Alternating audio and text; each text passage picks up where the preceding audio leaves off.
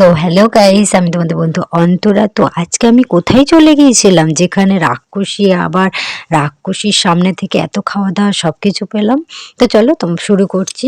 তো আজকে আমরা রাসের মেলায় গিয়েছিলাম। তো রাস দেখতে যাওয়ার জন্য আমরা রেডি হয়ে গেছিলাম। আর তারপরেই দেখো এখানে রাসের থিমগুলো। এখানে মা অন্নপূর্ণার থিম হয়েছিল। আর তারপরে এখানে থিম হয়েছিল জপনাম, জপনামের থিম হয়েছিল। আর তারপরে থিম ছিল রক্তবীজ বধ।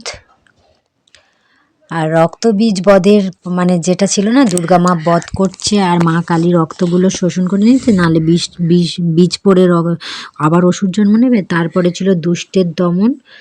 আর তারপরে ছিল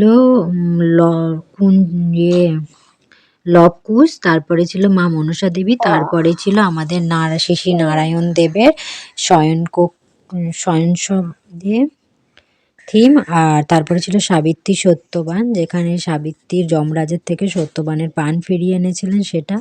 আর তারপরের কাহিনী ছিল গদাধরের কাহিনী, গদাধরের জীবন কাহিনীটা। এটা সেই অটোমেটিকে চলে না, সেটাই কিভাবে কালীমাকে পেলো, কিভাবে ছোটবেলাটা ঘোরাঘুরি করলো। তারপরে এ ছিল কুঞ্জবনে শ্রীকৃষ্ণের রাসমেলা, যেটা নিয়ে 1600 গোপিনী নিয়ে শ্রীকৃষ্ণের রাসমেলা করেছিলেন। তারপরেই ছিল সেই ভয়ঙ্কর রাক্ষসী, যেটা দেখে আমার তো খুবই ভয় পাচ্ছিল। তো তারপরে যাই হোক একটু ভিডিও করেছিলাম। আর তারপরে ছিল আমাদের খুবই মর্মান্তিক একটা দুর্ঘটনা, বিমান ক্র্যাশের দুর্ঘটনা, যেটাতে প্রায় অনেক মানুষই প্রাণ হারিয়েছেন, অনেক বাচ্চা বাচ্চা শিশু প্রাণ হারিয়েছেন। তো তারপরে ছিল দামোদর বন্ধন, তারপরে ছিল সীতার 51 পীঠ, তারপরে ব্রহ্মাতান ছিল, তারপরে ভোলে বাবা। আর তারপরে ছিল শিয়াল পণ্ডিতের পাঠশালা। তারপরে বাল্যবিবাহ রোধ করুন এর একটা থিম হয়েছিল।